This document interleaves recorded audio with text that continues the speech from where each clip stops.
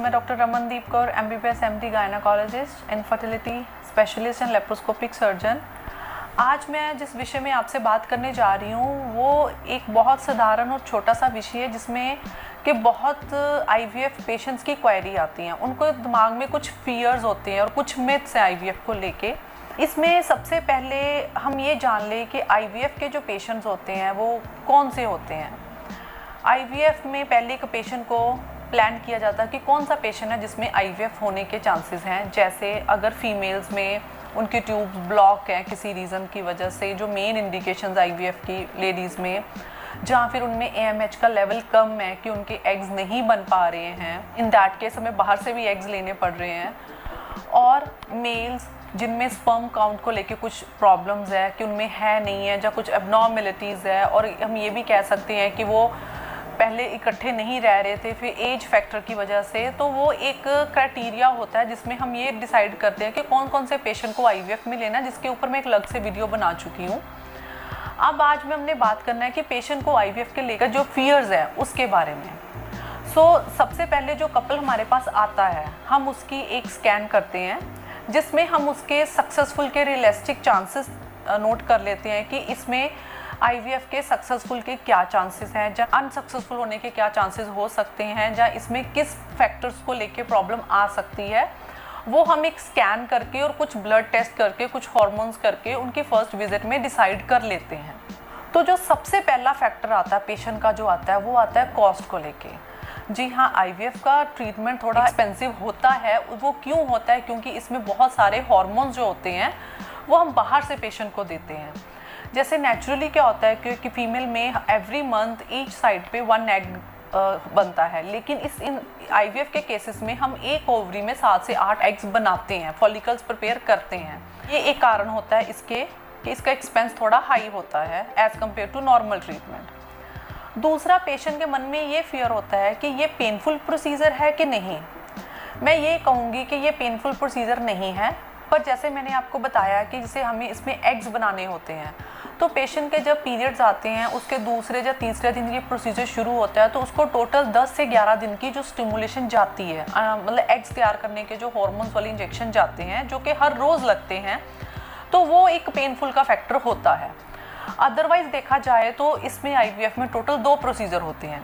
एक, जैसे हमने ये एग्स प्रिपेयर करे तो इनको बाहर निकालने का, जो कि हम अल्ट्रासाउंड गाइडेड मशीन के साथ करते हैं, जिसमें हम पेशेंट को छोटी बेहोशी शॉर्ट GA में बेहोश करके अल्ट्रासाउंड मशीन के थ्रू ये एग्स को बाहर रिट्रीव करते हैं और फिर हम एम्ब्रियोलॉजिस्ट को हैंड ओवर करते हैं लैब में। बट इसमें पेशेंट को कोई पेन नहीं होती है। Post of patient same day पे डिस्चार्ज हो जाता है। 3 से 4 घंटे में पेशेंट अपने नॉर्मल होके घर जा सकते हैं। दूसरा होता है एम्ब्रियो ट्रांसफ़र का।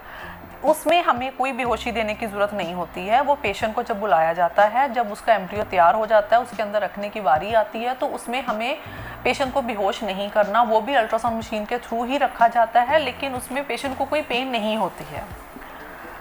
दूसरा बात आ जाती है पेशेंट को लेके कि इस केस में कि ये प्रोसीजर लंबा होता है, या कितनी देर तक का इसका ट्रीटमेंट चलता है। देखिए, अगर मैं टोटल बात करूं तो ये टोटल, अगर आप टाइम पीरियड फ्रेम की बात करें तो ये 20 से 25 दिन का प्रोसीजर होता है।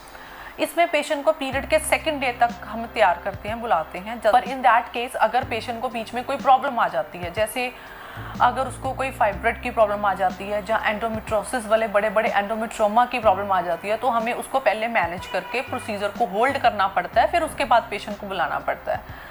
पर ये IVF का पार्ट नहीं होता, ये तो उसकी जो पहले की प्रॉब्लम होती है उसको क्योर करने का पार्ट होता है। देखा जाए तो ये टोटल 20 से 25 दिन का होता है, जिसमें स्टिमुलेशन आ जाती है, एग रिट्रीवल्स के प्रोसीजर आ जाता है और एम्ब्रियो ट्रांसफ़र का प्रोसीजर आ जाता है। उस एम्ब्रियो ट्रांसफ़र करने के 15 दिन के बाद हम उसको BTEST के लिए बुलाते हैं, जिसको हम कहते हैं कि उसका प्रेगनेंसी टेस्ट करेंगे कि वो पॉजिटिव है कि नहीं है। उससे नेक्स्ट 15 डेज़ में उसमें बच्चे की धड़कन आ जाती है। जो टोटल उस मरीज़ को जो हॉस्पिटल में आने जाने का टाइम होता है वो 20 से 25 दिन का होता है। दूसरा, इसमें पेशेंट हमें ये पूछते हैं कि IVF वाले पेशेंट्स में बहुत ज़्यादा मेडिसिन देनी पड़ती है।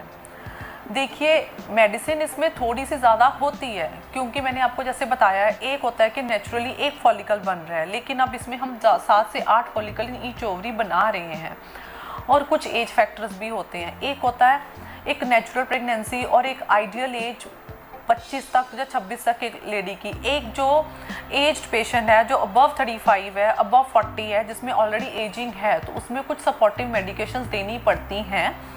सो हम ये कह सकते हैं कि थोड़ी सी ज़्यादा होती है, बट इतनी भी नहीं कि पेशेंट के मन में एक मिथ आ जाता है कि हमें बहुत सारी मेडिसिन लेनी पड़ती है। यस, ये मैं कह सकती हूँ कि जो 10 दिन के इंजेक्शंस होते हैं जो उनको डेली लगवाने पड़ते हैं, उसकी कॉस्ट और उसका सारा प्रोसीजर और उसकी जो कहते हैं कि इसमें इन्वॉल्व हो जाता है। लेकिन एक बार जब एम्ब्रियो ट्रांसफ़र हो जाता है तो आपको इतनी ज़्यादा मेडिसिन लेने की ज़रूरत नहीं होती है। नेक्स्ट पेशेंट बात करते हैं कि क्या हम अपना काम, और जो वर्किंग लेडीज़ होती हैं उन पे सवाल आ जाता है कि हम करें काम या ना करें, या हमें बेड रेस्ट की ज़रूरत है।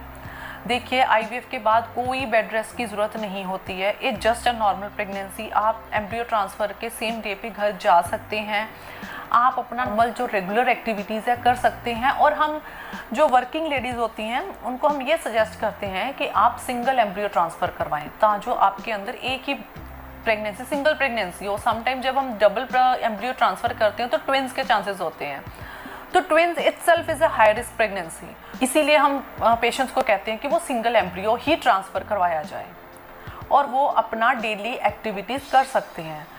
तीसरा उनमें आ जाता है कि क्या खाएं क्या ना खाएं, क्या ठंडा है क्या तत्ता है। ये जो उनके साथ में बुज़ुर्ग आए होते हैं, मैं उनकी फीलिंग्स को हर्ट नहीं करना चाहती, सो इसलिए हम उन्हें कह देते हैं कि अगर परहेज़ करना, लेकिन मेरे हिसाब से कोई ठंडा तत्ता गर्म नहीं होता। आप ले सकते हो everything in a adequate amount for normal even human beings. वो ईजी होता है और गुड होता है। Everything excessive is bad. So same way, कुछ भी ज़्यादा एक्सेस में लेंगे तो वो आपको हार्म ही करेगा। अदरवाइज़ कुछ ठंडा तत्ता गर्म नहीं, वो अपने परहेज़ होते हैं जो उनके मेंटल सेटिस्फेक्शन के लिए होते हैं, वो कर सकते हैं। अदरवाइज़ हमारी तरफ से ऐसा कुछ भी नहीं होता है। तीसरा आ जाता है, पेशेंट कहते हैं कि हमारा आईवीएफ करवाने के बाद वेट गेन हो गया। वेट गेन ऐसा नहीं होता। समटाइम क्या होता है कि जब पेशेंट के मन में एक मिथ होता है कि हम जितना मर्जी उनको समझा दें कि आपने एक्टिविटी करनी है, लेकिन पेशेंट के घर में जो बुजुर्ग होते हैं, जो अपनी थॉट होती है, वो बेड रेस्ट रहते हैं। Sometimes I have seen that patient घर पे सो रहे होते हैं पैरों के नीचे पिल्लो दे के, जो कि एक बहुत बड़ा मिथ है, जिसमें ऐसा कुछ भी नहीं है कि इसके देने से ये चीज़ ज़्यादा अच्छी होएगी और ये ज़्यादा बुरी होएगी। यस, जो से हमने जो हार्मोन्स दिए होते हैं, जो इंजेक्शन दिए होते हैं, उससे बॉडी में समटाइम्स वाटर रिटेंशन हो जाती है, वेट गेन हो जाता है, लेकिन वो टेम्परेरी होता है। उसके बाद वो रिजॉल्व हो जाता है और पेशेंट अपना नॉर्मल फिजिकली शेप में आ जाते हैं आफ्टर डिलीवरी के बाद। यस, आईवीएफ करवाने की वजह से जब आपकी एक्टिविटी कम हो जाएगी तो आपकी ईटिंग हैबिट भी डिस्टर्ब होएगी। जिस पेस से और जिस हिसाब से आप पहले अपना लाइफस्टाइल जीते थे, वो थोड़ा स्लो हो गया है, तो जिस वजह से आपके अंदर मोटापा आ सकता है। एक बहुत बड़ा मिथ और होता है, जो समटाइम्स हस्बैंड बड़े स्टबन होते हैं, जो साथ के बुजुर्ग वाले बहुत स्टबन होते हैं कि ये बच्चा हमारा है कि नहीं है। देखिए, आजकल टेक्नोलॉजी काफ़ी एडवांस है, आप डीएनए टेस्ट करवा सकते हैं, जिसमें कोई क्वेश्चन ही नहीं रेज हो सकता कि ये बच्चा आपका है या आपका नहीं है। नेक्स्ट क्वेश्चन आ जाता है कि आईवीएफ में कॉम्प्लिकेशन के चांसेस बहुत होते हैं। जैसे मैं आपको पहले बता चुकी हूँ, एक भगवान ने नॉर्मल प्रेगनेंसी दी होती है, एज दी होती है, जो कि 25 से 30 साल तक होती है। एक लेट एज की कॉम्प्लिकेशन है, जिसमें जैसे जैसे एज बढ़ती जाती है आप में वो कॉम्प्लिकेशंस बढ़ रही होती हैं, जैसे डायबिटीज़ मेलाइटस, हाइपरटेंशन, थायराइड। ये सब एज रिलेटेड कॉम्प्लिकेशंस हैं जो पेशेंट में आती हैं और जिसकी वजह से हमें उनको सपोर्टिव मेडिकेशन और जिसे कह सकते हैं एक्स्ट्रा मेडिकेशन और एक्स्ट्रा केयर के लिए बोला जाता है। सो ये छोटे छोटे मिथ्स हैं जो आईवीएफ के जो मेरे तक आए हैं, जो मैं आपके साथ डिस्कस कर रही थी।